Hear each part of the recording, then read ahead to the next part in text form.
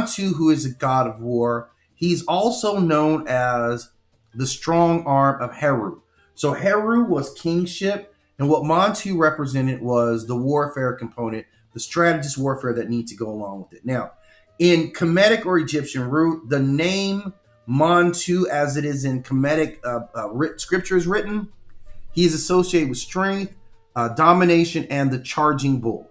His primary domains are going to be war, royal victory, and martial strength. But there's also like a very disciplined component about it.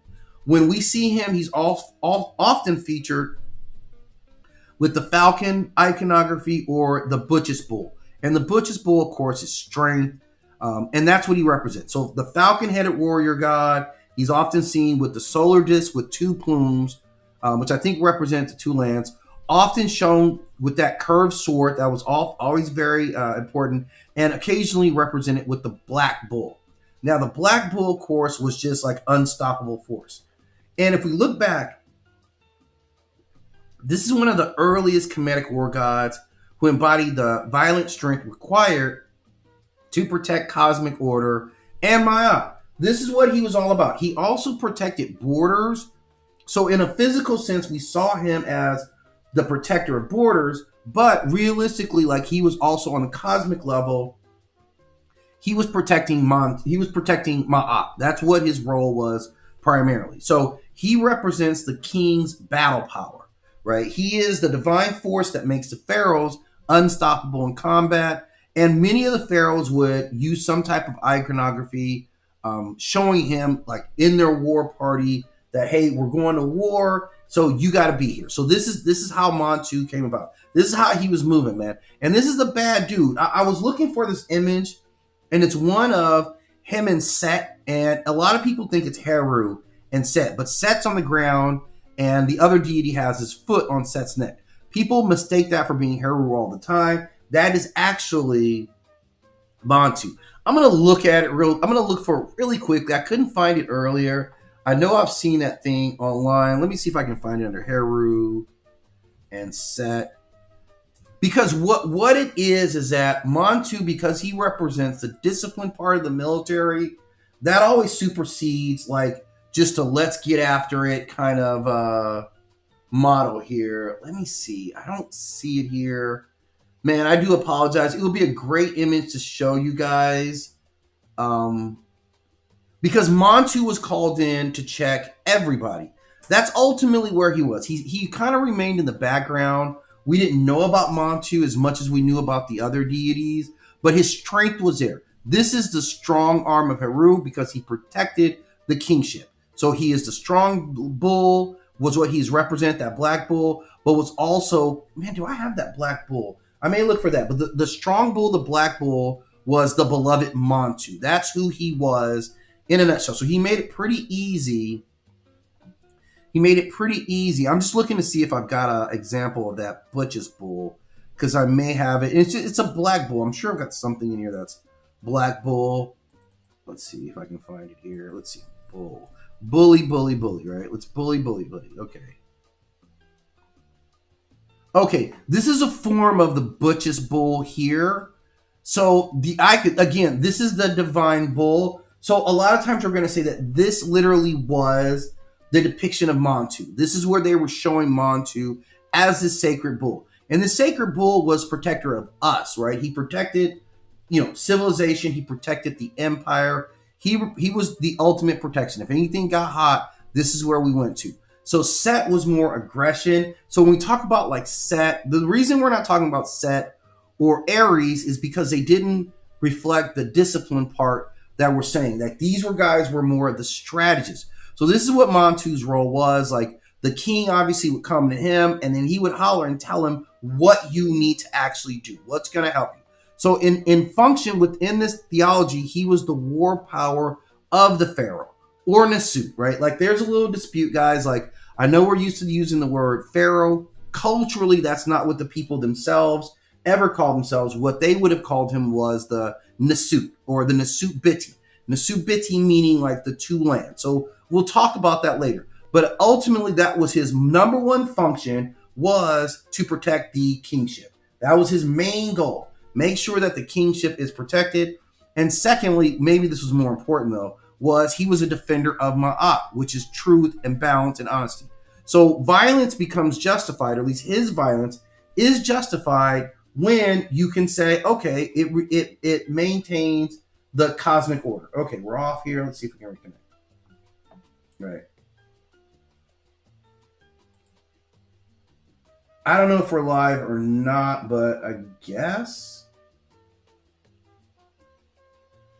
I'm just looking at the TikTok, and I'm assuming it's counting. We're still going. I did get a message, so we'll see. Anyway, we'll go through. So he's defender of Maat. He's also solar war energy. So he is a solar deity himself. He is linked to both Ra and Heru, and he manifests the sun's destructive power against chaos. So war in Montu's theology, it's not about chaos itself. It's more about controlling boundaries. It's about righteous aggression. It's about state power. And it's about this divine military authority. So he wasn't just running around acting crazy. He was very much controlled. And that's what you want for people who are representing, your culture. Like, who's going to be there? So this is what Montu really represented. Okay. This is good stuff coming up, guys. Now, we're going to talk about his historical period, like when he existed and where. Now, he was primarily worshipped in Thebes. So that's where he has a cult center there. And then later at Hermothis, right, which is another major temple complex, and Metamoon.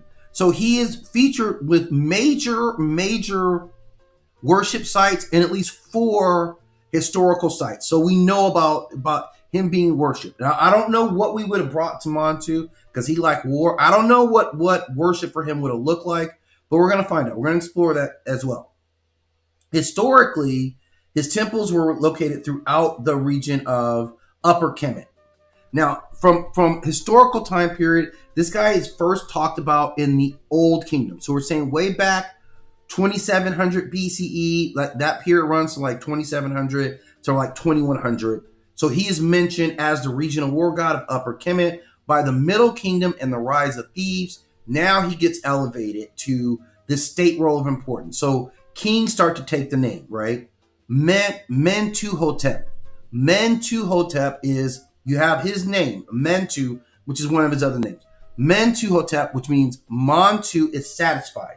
Very important, like kings would adopt names.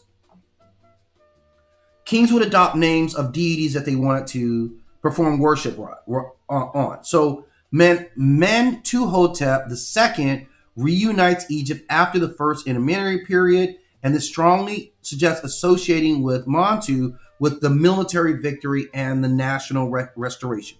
So Montu is being called upon in this period of time because they're saying, well, he brought the whole kingdom back together.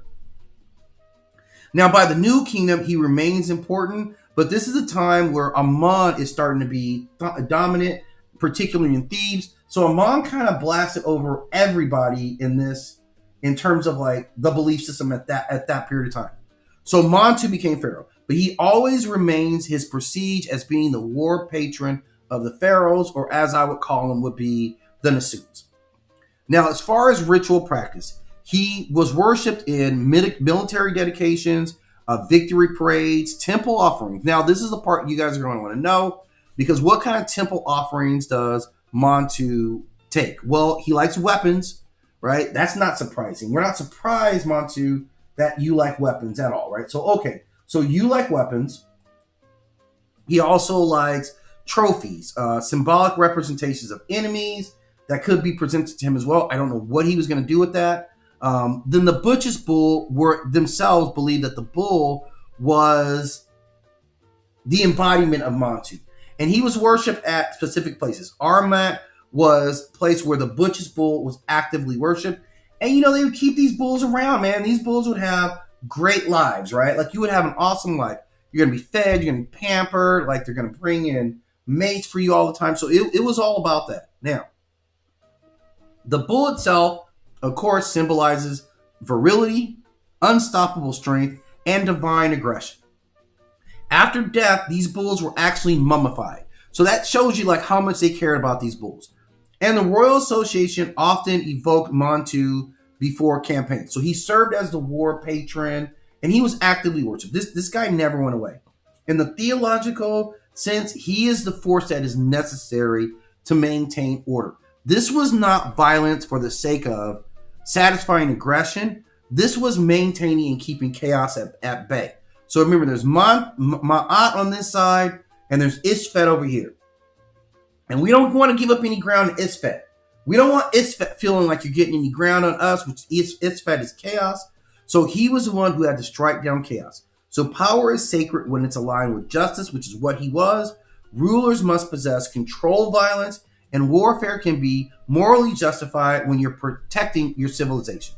So this is really what he represents. He is disciplined aggression rather than uncontrollable brutality. He wouldn't just run around acting crazy. Montu was very controlled, and it was all in line with keeping everyone protected. He's also represented as a solar warrior, and in that regard, he's associated with Ra, Heru, and Amon, all as like deviating his powers from them. So he could be described as a manifestation of Ra's actual battle fury. That's really what he was seen as.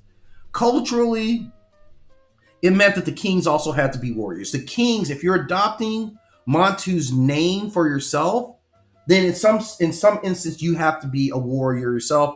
And there were tests that they had to take. You had to have power to protect civilization, because that's what mattered most. Even the suit was required to make his function about protecting the entire culture, protecting everyone, even the small. So the citizens fell under his domain for protection.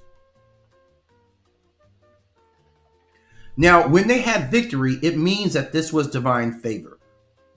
That deities had shown that you were the righteous one, that you were the path of truth.